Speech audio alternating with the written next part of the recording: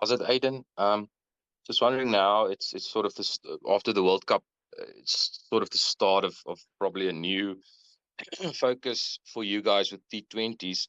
But there are only, I think, six T20 internationals before the World Cup, and those for those last three, the squad would probably or either already have been announced or sort of decided on. Just for you, I mean, there are a few guys that's still not missing out now. So how do you sort of, as the captain, look at these three games in the bigger picture, as a sort of a build up to the T20 World Cup, if that makes sense? Yeah. Thanks, Dennis. Yeah, it's a strange one. I suppose not ideal that we only have six games, but we're fortunate that there's still a lot of T20 cricket in terms of the SA20 coming up, the domestic T20 competition as well just after that. Hopefully everyone can be fit and ready to go for us when it comes down to selecting the World Cup squad, which we'll keep all our fingers crossed for. But guys will be playing T20 cricket, and ultimately we'll be able to get a good gauge of who our best squad is that we can send out for the World Cup. Thanks, Dennis. How can Thanks, Jesse. How's it, David? I imagine some of the players in your squad, you probably might have met them for the first time this week. There's quite a lot of new faces there, and I just wonder what that's like for a captain. You know, it must add to the challenge if you're not terribly sure about what so-and-so can do, or you know, you're kind of going on a sheet of paper. Where's my left arm spinner? So how does that feel? Yeah, I mean, I suppose we've played a lot of cricket against the guys that are the new faces in the squad. I suppose you'd like to know them on a deeper level before going into a series with them, but we've had a few good days together trying to get to know them, understanding what gets them to tick and those sorts of things. But I suppose the nature of cricket nowadays is series come thick and fast, and there'll be stages where new guys are in like this series, and they're going to have to find their feet quickly, and we're going to do our best to help them settle down and be as relaxed as they can be in the environment. So sometimes it can be a tricky one, but ultimately the group of guys that we have here is a great bunch of guys, and each day getting to know them on a deeper level and forming those connections with them, and hopefully moving forward then we don't have to deal with this too much more in the future. Thanks, Albert. Those things too.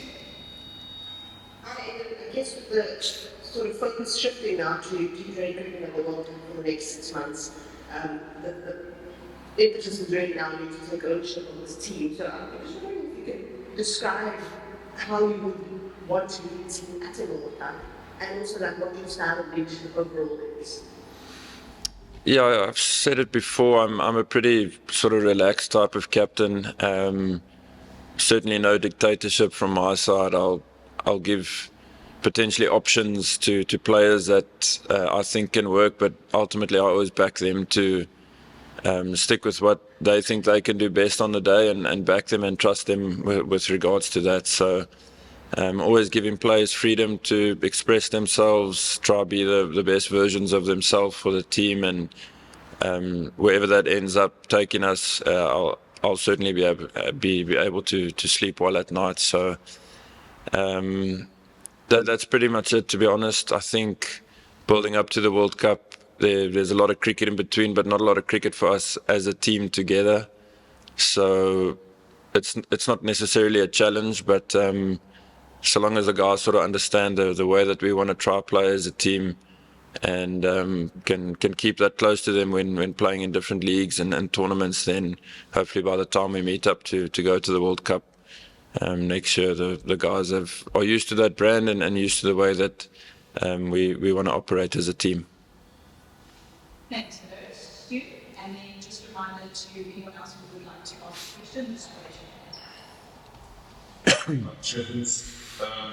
Hi, just on a specific player, I think Letsko is, he's in some senses kind of filling in, but it's also an opportunity to give a good make a name for himself. How difficult is that going to be for someone like him, despite the fact that, Ron has said he will play all 3 games? Yeah, I think there's stages, I suppose, in your career when you're starting out that you get opportunities like this and probably understand why you get those opportunities. And Matty, we had him around for the Australia series, and he made a really good impression on the coach and a lot of the other players, and we loved having him in the environment.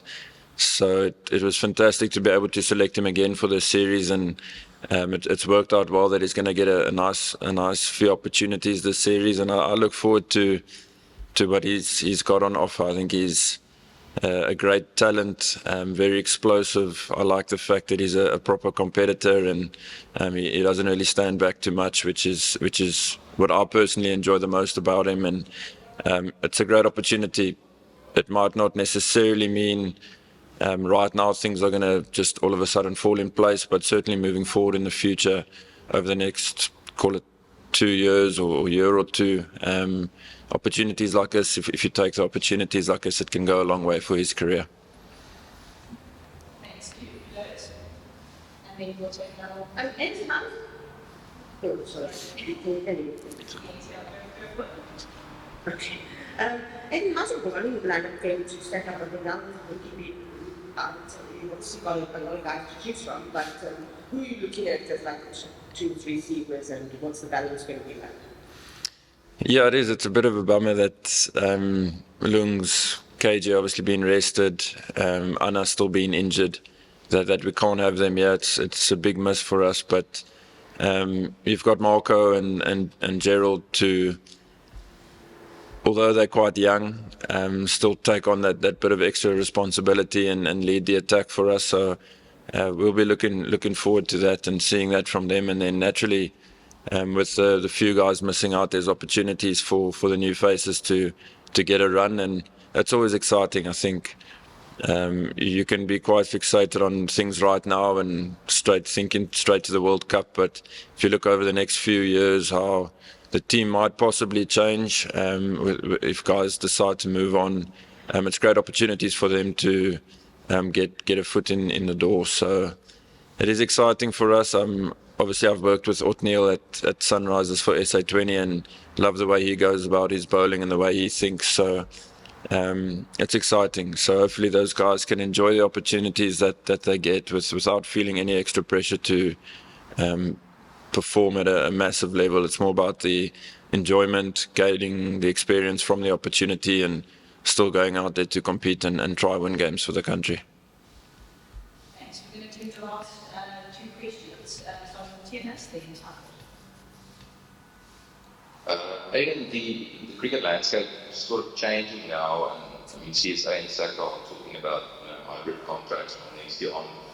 We should probably mean that you'll have a situation where there's a lot of free agents that only come in for sort of like big tournaments or certain series. For you as a T20 captain going forward, is that sort of challenge that you won't always from series to series have the same sort of squad of guys together, or do you prefer, to just pick the best guys if they're overseas or whatever? What's sort of your thinking around that?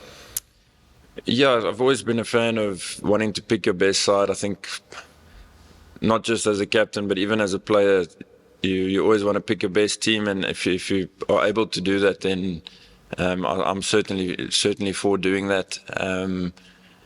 Obviously, we don't have many series building up to the World Cup, so I suppose for the short-term stint, it probably doesn't matter too much to us. We've just got that after the series, we've got that West Indies series right before the World Cup, and you'll probably be looking at your World Cup squad going to that series. So it's not like there's going to be series coming up that we're going to be missing guys due to them playing leagues. But I suppose moving forward from next year onwards, there potentially will be the odd series where you don't have all your players because they might be involved in a league or whatever that case is. But I think you have to try look past that as a captain. Guys still need to earn a living, I suppose, and maximise where they can. And if we can sort of find a great balance between those two as a country, I think it can only help us moving forward.